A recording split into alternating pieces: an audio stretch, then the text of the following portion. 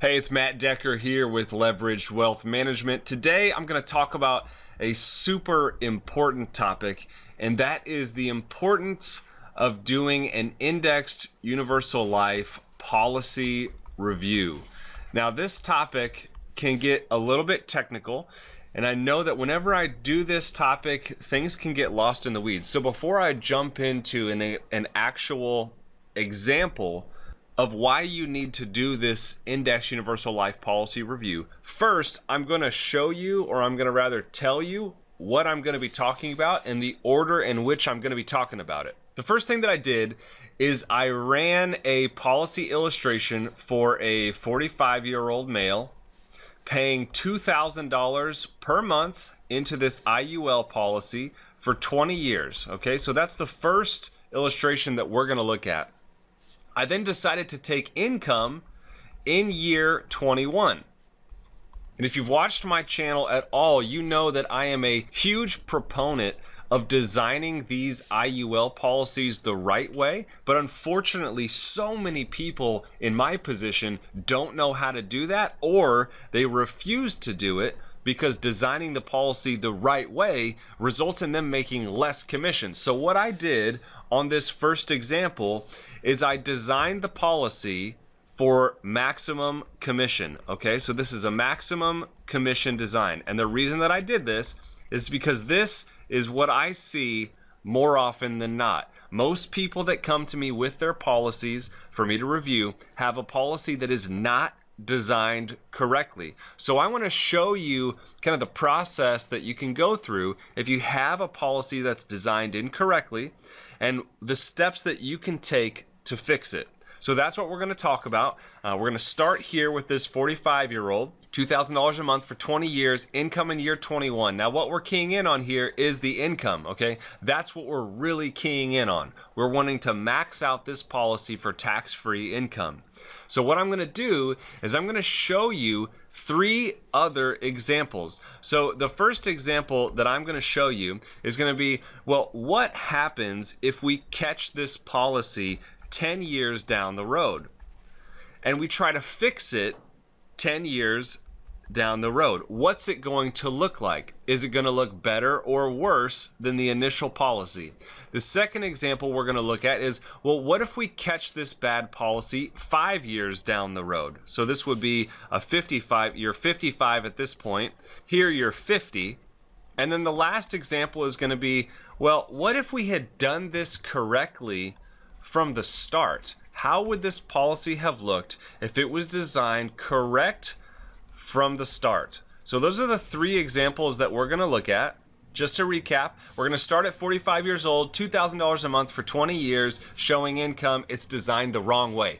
And then we're going to say, okay, well, what if you do a policy review 10 years down the road and we try to fix it 10 years down the road and do it the right way? What's it going to look like from an income standpoint? Again, that's what we're keying in on. And then, okay, well, what if we catch it earlier? What if we catch it 5 years down the road? What's the income going to look like if we fix it 5 years down the road? And then, hey, what would the income have been if it was just done the right way from the get-go? So those are the 3 things that we're going to look at. We'll jump right in. So this is example number 1. You'll notice that we've got the male, 45 years old, preferred non-tobacco. We're paying $2,000 a month. And this level death benefit here is actually resulting in a max commission policy. So this is not designed as efficiently as it could be.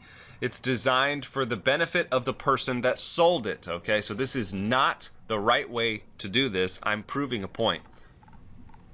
So you'll see here $24,000 a year, $2,000 a month for 20 years. We've got our death benefit over here. It's level for basically the life of the policy. And then we start income here in year 21, and that income is $53,592, and that goes for life. So on the face of it, this is a sellable policy. This doesn't look that terrible. You put in $480,000, and let's say you make it to age 85, you put in $480,000, you took out $1,071,000, and you have almost $1 million death benefit left over. So on the face of it, that's not terrible. You know, that actually looks pretty good. But let's just look at this policy, because again, I told you that this is designed incorrectly. So let's look at this policy as if we catch it 10 years down the road. So what we're going to do, I'm just telling you ahead of time, what we're going to do is we're looking at, okay, you catch it here 10 years down the road, you're 55 years old, and let's assume that you've got this $216,000 in cash 10 years down the road. And we try to fix this policy using this cash value, and we're going to pay only 10 more premiums of the $2,000 a month. We're just paying these premiums here, and then we're going to take the income in the same year when you turn age 65, the very next year, original year 21 or age 65. Okay, so that's what we're going to do in this new policy. We're going to take the cash value right here that we would have had after 10 years. We're going to pay the same premium, and then we're going to take the same income in the same time frame. Let's take a look at how that looks. So this is our policy catching it 10 years down the road. You'll notice we've got a male, age 55, preferred non-tobacco, and you can see that we took the cash from the previous policy plus our $2,000 a month, and we dumped that in the first year. We take our $2,000 a month, and we're gonna pay that for 10 years, just like we were in the first example. So this is 20 payments of $2,000 a month total, and then we're gonna take an income. So if we catch this policy 10 years down the road and try to fix it 10 years down the road, what do you think our income is going to be? Is it going to be better? Is it going to be worse? If it's going to be better, how much better is it going to be? As a reminder, our income in the previous example was $53,592. $53,000. So let's just remind ourselves, the original income was $53,592. So what's the income on this policy if we fix it 10 years down the road? Well, it's actually quite a bit better. $61,358. $61,358. That's a difference of $7,766 every single year, tax-free. Now, what happens if you take that for 25 years? Well, $7,766 times 25 years is an additional $194,000. So just by catching this policy, just by doing a policy review, and frankly catching it late, I mean, you let this go for 10 years. By catching this late, you get an additional $194,000. Let's look at what happens if we catch this 5 years down the road. So you'll notice, I'm using the exact same product, this AIG product, and we're catching it 5 years down the road. You were 45, now you're 50. And what we did is we took the cash value from year 5 at this point, this $66,686, and we moved it over into the new policy. Now, what's really crazy is you'll notice the accumulation value is $91,000. The only amount of money that we moved over is this $66,686. So we actually incurred a pretty huge surrender charge here, but it doesn't matter. I mean, we took a loss on this first policy of over $20,000, almost $30,000. But look at the difference. So here's our new policy. This is the $66,000 from the other policy plus the $2,000 a month. That adds up to $90,000. In this example, we're paying 15 more years of premium at $2,000 a month because, again, remember, we caught it 5 years down the road. We're looking at 20 payments. Remember, our income was $53,592 from the original policy, done the wrong way. So if we catch this policy 5 years down the road and structure it correctly after catching it 5 years down the road, our income in the same year is now up to $69,000 a year. $69,000 a year for life.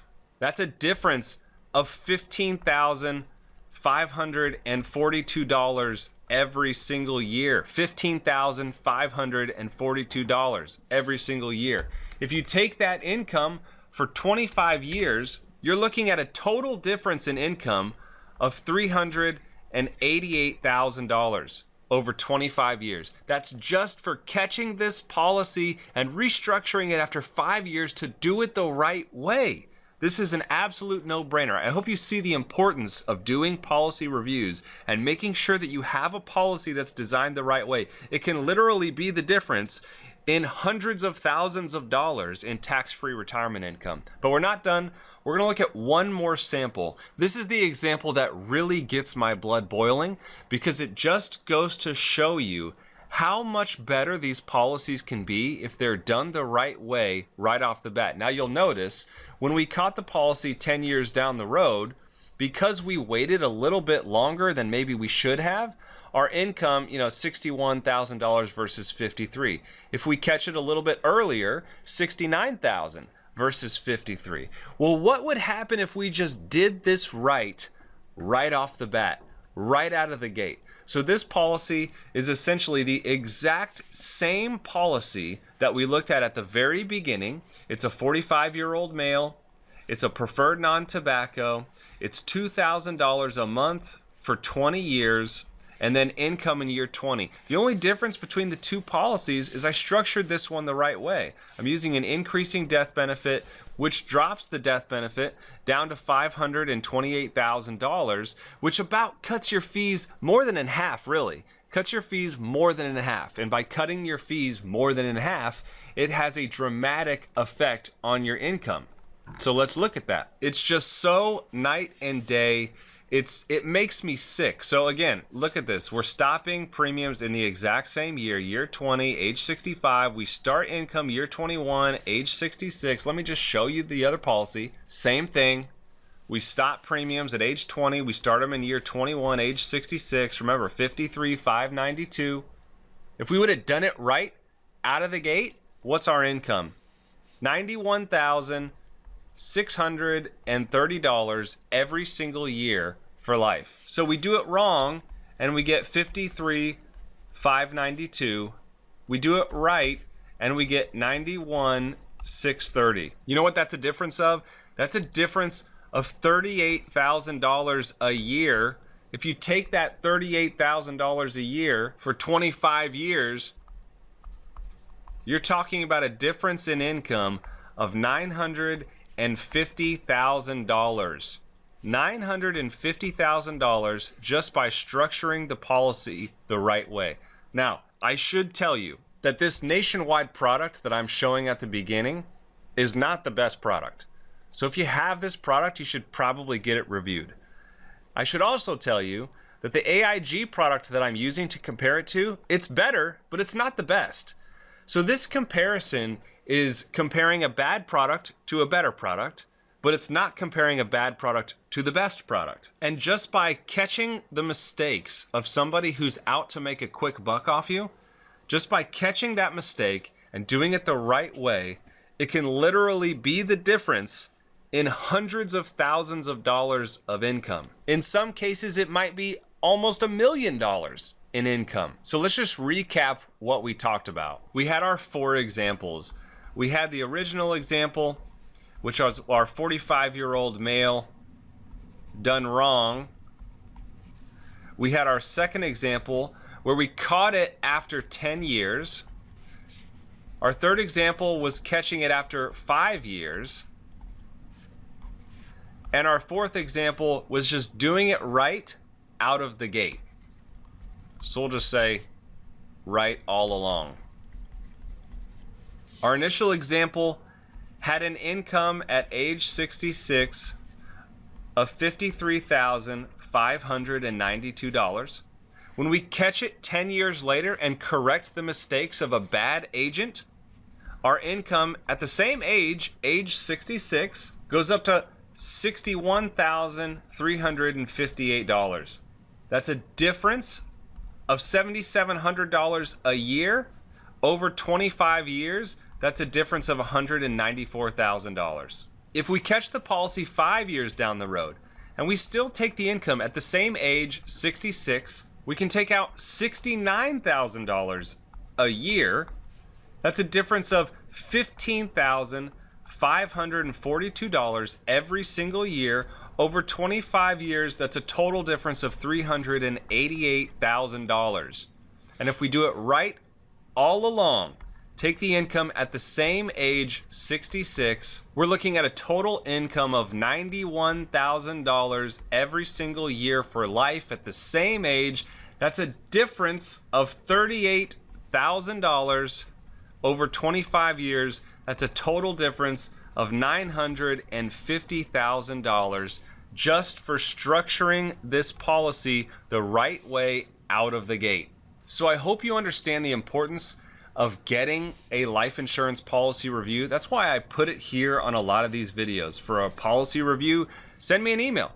And you can do that, matt@leveragedwm.com. I'll write it up here at the top, matt@leveragedwm.com. Or you can go to the website, which is leveragedwm.com/contact-us, and you can send me an email. What I'm going to do when you send me your policy is I'm going to look through it, number one, and I'm going to tell you the things that I like about the product and the things that I don't like about the product that you have. I'm also going to tell you whether the product was designed the right way or the wrong way. And then I'm going to show you, if it's done the wrong way, how to fix it. And I'm going to show you, if it's done the right way, how much income you can expect to take out of this policy. And I'm going to do all of this in video format. So I'm going to record myself similar to what I'm doing right now, and I'm going to go through your policy. I'm going to highlight the good and the bad. I'm going to show you what it could be. I'm going to show you how to fix it. I may go through a new product for you. It's all going to be done on video. I'm going to upload it to Dropbox, and then I send you a secure link. The reason that I do that is because I want you to be able to watch these videos time and time again until it sinks in, until you know exactly what you have and how it works and why you have what you have. Too often people sit in front of a financial advisor or an insurance agent, they ask some questions, they get an answer, and when they're sitting right there, it all makes sense. And then life happens and they forget everything that they talked about. So the reason that I do this in this format is really to benefit you, so that you can hold me accountable for things that I say, and so that you can actually understand what you have. You can watch these videos as many times as you want to, and you can know exactly what you've got. I can't tell you how impressive it is to me when I do some of these policy reviews for people, when I put a little video together. The questions that I get back are some of the most educated questions that I think anybody in this industry gets from clients. And the reason I think I get these really educated questions are because people take the time to watch my videos. They take the time to rewatch videos that I record for them breaking down their product. And guess what? When they do that, they understand it and they start asking really good questions, which tells me that they know exactly what they've got. And that makes me feel so good. So if you have an Index Universal Life Insurance policy and you would like to get it reviewed because you think maybe it was done the wrong way, I'm happy to help. I would love to help. You can reach me through email, matt@leveragedwm.com, or you can go to my website, leveragedwm.com/contact-us. I hope that this was helpful. I hope that it illuminates the right way and the wrong way and the impact of doing it the right way versus the wrong way. I hope it also shows you that the earlier you catch these mistakes, no matter how emotionally distraught it might make you, the earlier that you catch these mistakes, the better you are in the long run. This is Matt at Leveraged Wealth Management. Thanks so much for hanging with me, and I will talk to you soon. Hey, if you haven't already done so, please like, share, and subscribe to my channel. It helps me get the word out on bad life insurance policies designed the wrong way, and it lets me know that these videos are helpful to people that really need it. So again, if you haven't done so, like this video, share it with your friends, subscribe to my channel, and stay up to date on all the latest product reviews and planning tips as it relates to cash value life insurance.